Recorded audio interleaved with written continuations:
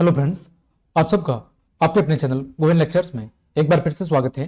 तो कैसे हो आप सब? उम्मीद करता हूं आप सब अच्छे होंगे और आप सबकी पढ़ाई भी अच्छी चल रही होगी। तो कक्षा 12 भूगोल विषय के महत्वपूर्ण प्रश्नोत्तर की सीरीज में आज हम आपके अध्याय 2 मानव भूगोल के अध्याय 2 विश्व जनसंख्या वितरण घनत्व और वृद्धि के महत्वपूर्ण प्रश्नों को डिस्कस करेंगे। हमने आपके अध्याय 1 के जितने भी इंपॉर्टेंट क्वेश्चन बन रहे थे उन सभी को बहुत अच्छे से डिस्कस कर रखा है। उसके लिंक वीडियो के डिस्क्रिप्शन में है या फिर चैनल की प्लेलिस्ट पर जाकर आप उस क्लास को आराम से देख सकते हैं।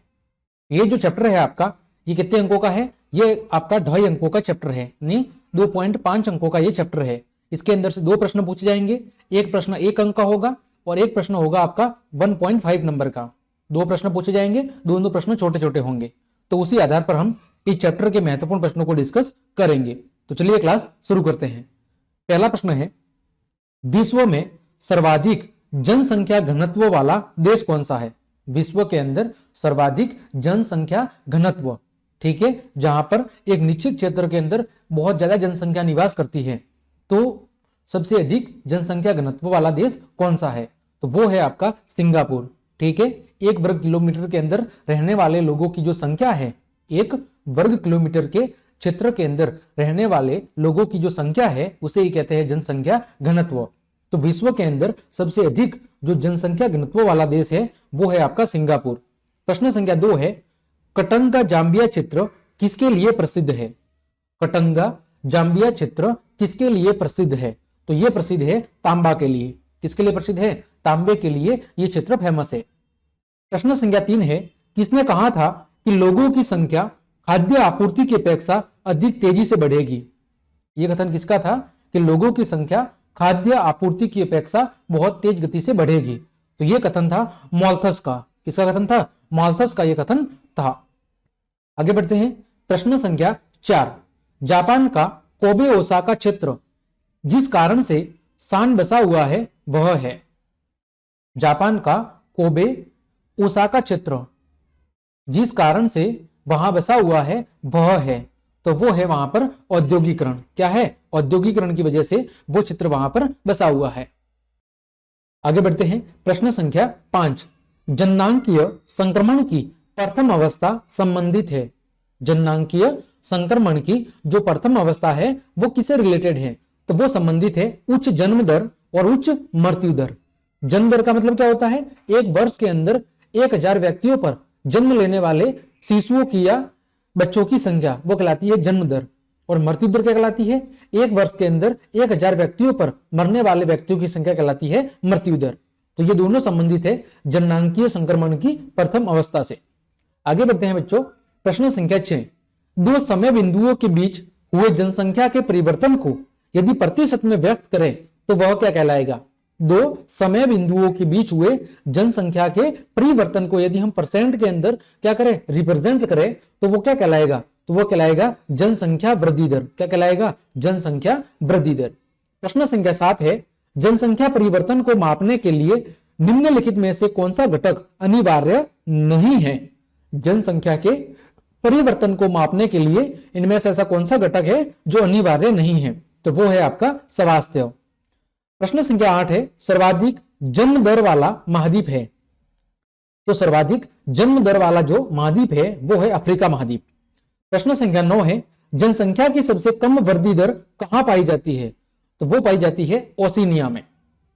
अगला प्रश्न है, प्रश्न संख्या 10, विश्व में सर्वाधिक जनसंख्या वाला देश कौन सा है? तो वो फिलहाल कौन है? चीन है। और दूसरे नंबर पर कौन है? अपना भारत है।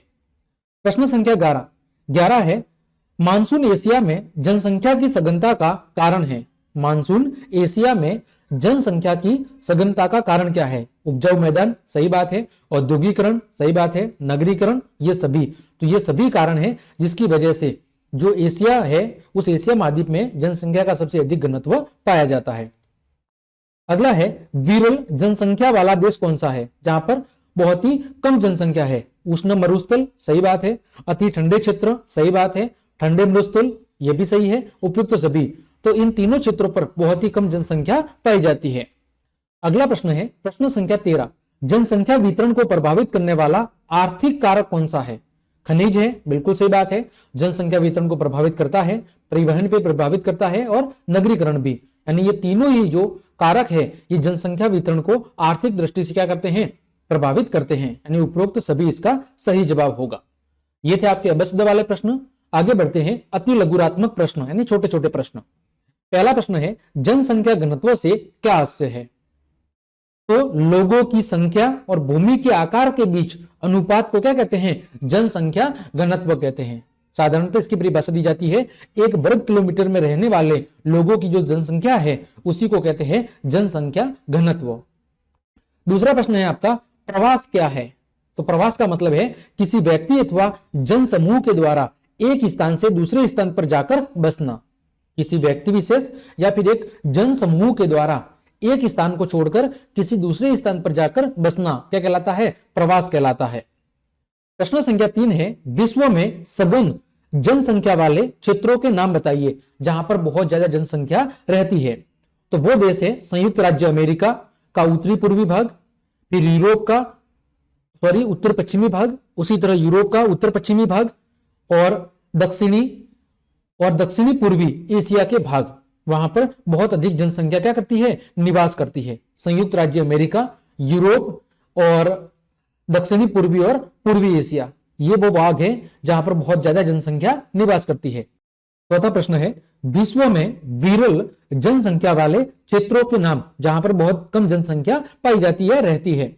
तो उत्तरी और दक्षिणी ध्रुवों के समीप का एरिया, उष्ण और शीत मरुस्थलीय प्रदेश तथा विषुवत रेखा के समीप उच्च वर्षा के जो अन्य क्षेत्र हैं आदि के अंदर बहुत ही विरल जनसंख्या पाई जाती है। विरल का मतलब है बहुत ही कम जनसंख्या।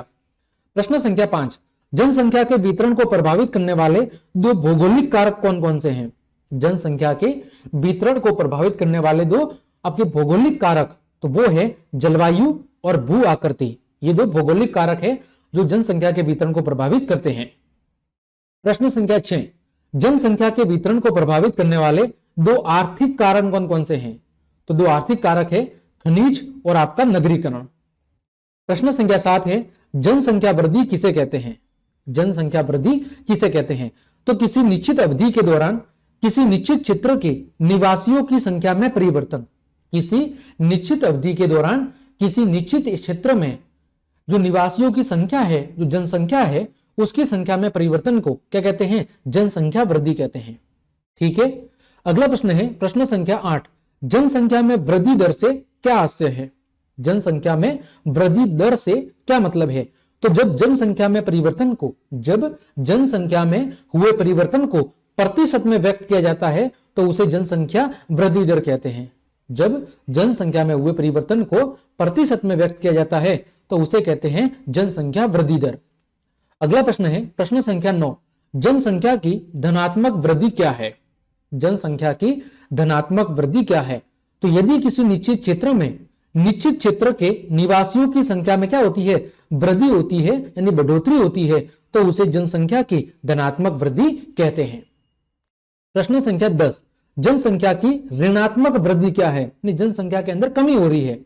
तो यदि किसी निश्चित क्षेत्र में निश्चित अवधि में निश्चित क्षेत्र के निवासियों की संख्या में कमी होती है, यदि किसी एक निश्चित टाइम पीरियड में उस निश्चित क्षेत्र में निवासियों की संख्या में कमी होती है तो उसे कहते हैं जनसंख्या की ऋणात्मक वृद्धि।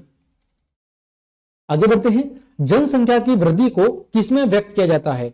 तो जनसंख्या की जो वृद्धि है उसे निरपेक्ष आंकड़ों अथवा प्रतिशत मात्रा के रूप में व्यक्त किया जाता है। अगला जनसंख्या की प्राकृतिक वृद्धि जानने के लिए किसका प्रयोग किया जाता है? तो जनसंख्या की प्राकृतिक वृद्धि को ज्ञात करने के लिए केवल जन्म दर तथा मृत्यु दर का ही प्रयोग किया जाता है। किसका प्रयोग किया जाता है? केवल जन्म दर और मृत्यु दर का। प्रश्न संख्या 13 जनसंख्या की प्राकृतिक वृद्धि क्या है? जनसंख्या की प्राकृतिक वृद्धि यानी नेचुरल ग्रोथ क्या है? तो उत्तर देखें किसी क्षेत्र विशेष में दो अंतरालों में, किसी क्षेत्र विशेष के अंदर दो अंतरालों में जन्म और मृत्यु के अंतर से बढ़ने वाली जनसंख्या को उस क्षेत्र की प्राकृतिक वृद्धि कहते हैं। किसी क्षेत्र विशेष में दो अंतरालों में जन्म और मृत्यु के अंतर से बढ़ने वाली जो जनसंख्या है उसी को कहते हैं क्षेत्र की प्राकृतिक वृद्धि। अगला प्रश्न है आपका अशोधित मृत्यु दर से क्या आशय है? तो अशोधित मृत्यु दर से क्या आशय है? तो यहां पर जन्म दर लिखा है, तो यहां पर आप जन्म दर कर ले। अशोधित जन्म दर से क्या आशय है? तो अशोधित जन्म दर को प्रति 1000 स्त्रियों पर जन्म दिए गए जीवित बच्चों की संख्या के रूप में व्यक्त किया जाता है। एक वर्ष के अंदर 1000 स्त्रियों पर जीवित जन्म लेने वाले बच्चों की संख्या को क्या कहते हैं? अशोधित जन्म दर कहते हैं। फिर है अशोधित मृत्यु दर से क्या आशय है? तो एक वर्ष के अंदर प्रति 1000 जनसंख्या के अनुपात में मरने वाले व्यक्तियों की संख्या को अशोधित मृत्यु दर कहते हैं। 1000 व्यक्तियों पर मरने वाले व्यक्तियों की संख्या एक वर्ष के अंदर, उसे कहते हैं अशोधित मृत्यु दर। फिर है प्रवास से क्या मतलब है? तो किसी व्यक्ति अथवा जनसमूह के एक स्थान से दूसरे स्थान पर जाकर बसने को क्या कहते हैं? प्रवास कहते हैं। प्रश्न संख्या 17 है, बाह्य प्रवास से क्या आशय है? बाह्य प्रवास से क्या आशय है? तो अंतरराष्ट्रीय सीमाओं को पार करने वाला प्रवास क्या कहलाता है? बाह्य प्रवास कहलाता है। जैसे कोई भारतीय अपने देश को छोड़कर समझ लीजिए अमेरिका में जाकर रहने लगा है, तो अंतरराष्ट्रीय सीमाओं को उसने पार कर दिया, वो कहते हैं बाह्य प्रवास। प्रश्न संख्या 18 है, परिवार नियोजन का क्या कार्य है? तो परिवार नियोजन का कार्य है बच्चों के जन्म को रोकना और उसमें अंतराल रखना। परिवार नियोजन का मतलब क्या है? बच्चों के जन्म को रोकना और उसमें अंतराल रखना, यानी एक बच्चे से दूसरे बच्चे के जन्म के बीच में कम से कम 3 या 5 साल का अंतर रखना, वो होता है परिवार नियोजन। प्रश्न संख्या 19, परिवार नियोजन सुविधाएं किसमें महत्वपूर्ण भूमिका निभाती है? परिवार नियोजन सुविधाएं किसमें महत्वपूर्ण भूमिका निभाती है? तो जो परिवार नियोजन सुविधा है वो जनसंख्या वृद्धि को सीमित करने और महिलाओं के स्वास्थ्य को बेहतर करने में क्या करती है? महत्वपूर्ण भूमिका निभाती है। एक तो जनसंख्या को कंट्रोल करने में और एक महिलाओं के स्वास्थ्य को बेहतर बनाने में। प्रश्न संख्या 20, जननांकीय संक्रमण का उपयोग किसमें किया जाता है? जननांकीय संक्रमण का उपयोग किसमें किया जाता है? तो जननांकीय संक्रमण का उपयोग किसी क्षेत्र की जनसंख्या के वर्णन तथा भविष्य की जनसंख्या के पूर्वानुमान के लिए किया जाता है। एक तो किसी क्षेत्र की जनसंख्या का वर्णन करने और साथ ही साथ भविष्य की जनसंख्या का पूर्वानुमान लगाने के लिए जननांकीय संक्रमण का उपयोग किया जाता है। प्रश्न संख्या 21 है, विश्व में सर्वाधिक जनसंख्या वाला देश कौन सा है? तो वो है आपका चाइना। प्रश्न संख्या आपका अगला है, एशिया में विश्व की कितनी प्रतिशत जनसंख्या निवास करती है? तो एशिया के अंदर विश्व के लगभग 60% जनसंख्या निवास करती है। ठीक है, यहां पर प्रश्न क्रमांक कुछ गलत लगे हैं, आप देख लेना, कोई बात नहीं। अगला प्रश्न है, जनघनत्व को परिभाषित करें। जनघनत्व या जनसंख्या घनत्व क्या होता है उसको परिभाषित करना है। तो प्रति वर्ग किलोमीटर में रहने वाले व्यक्तियों की संख्या को उस क्षेत्र का क्या कहते हैं? जनघनत्व कहते हैं। प्रति वर्ग किलोमीटर में रहने वाले व्यक्तियों की संख्या को उस क्षेत्र का क्या कहते हैं? जनघनत्व कहते हैं।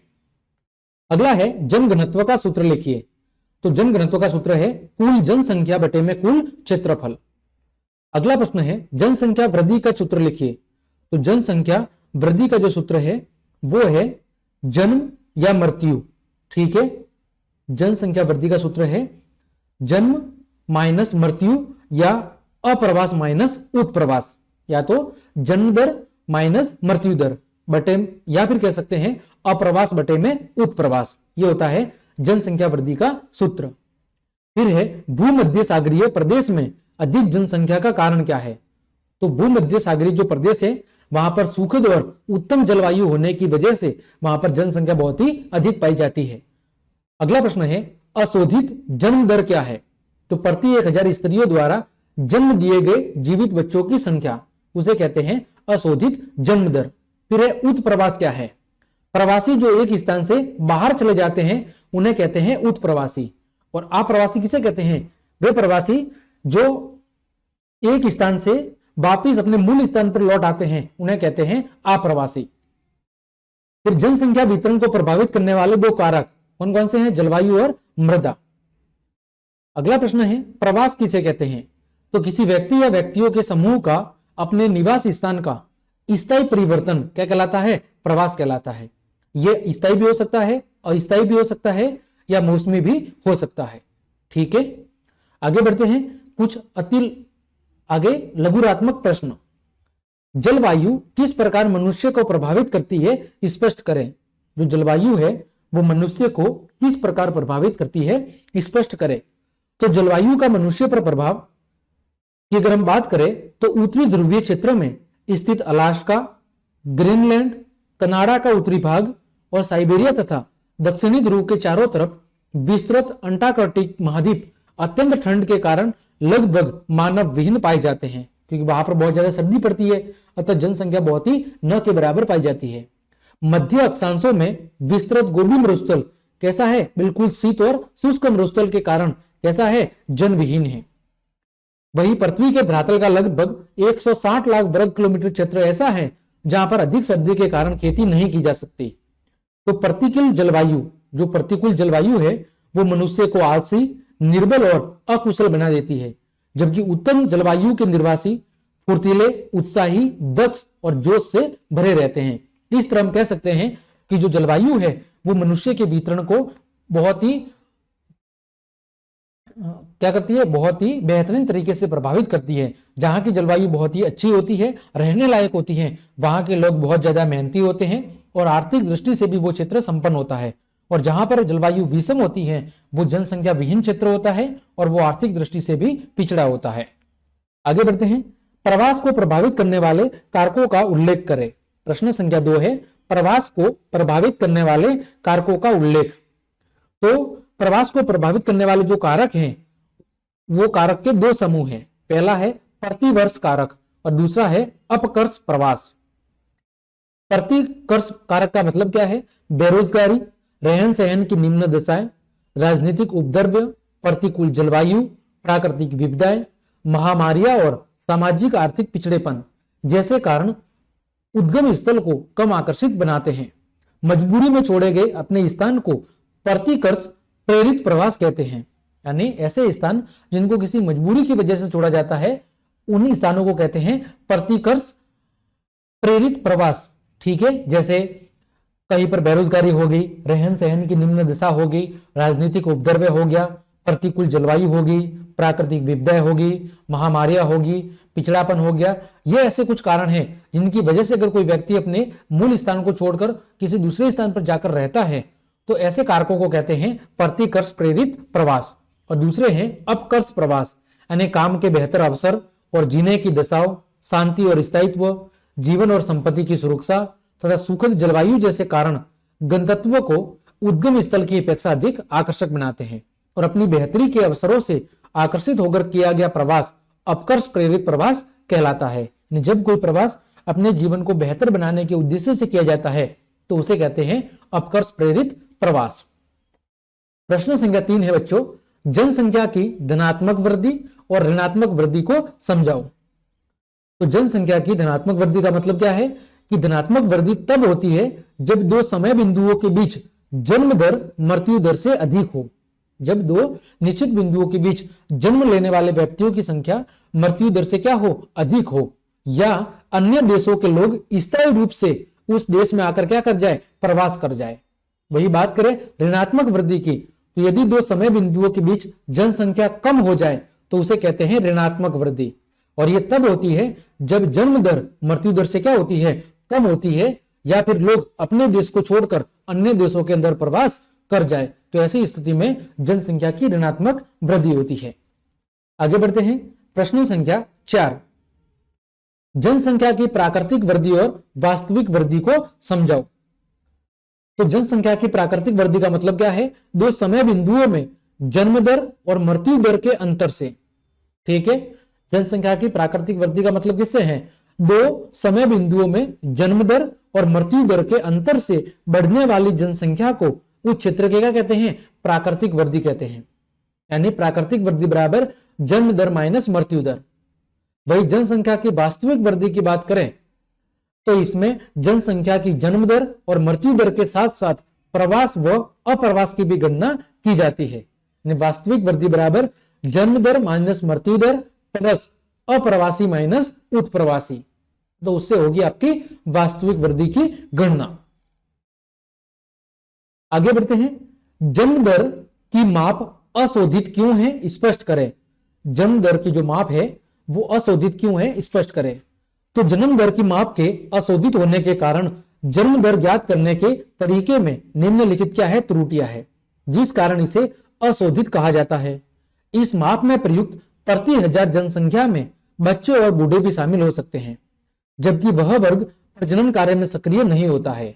और इस माप में संबंधित जनसंख्या की आयु, लिंगानुपात तथा वैवाहिक स्तर को भी ध्यान में नहीं रखा जाता है। इस वजह से जन्म दर की जो माप है वो कैसी है, अशोधित है, पूर्ण रूप से शुद्ध नहीं है। अगला है विश्व की जनसंख्या समस्या के समाधान हेतु दो उपाय।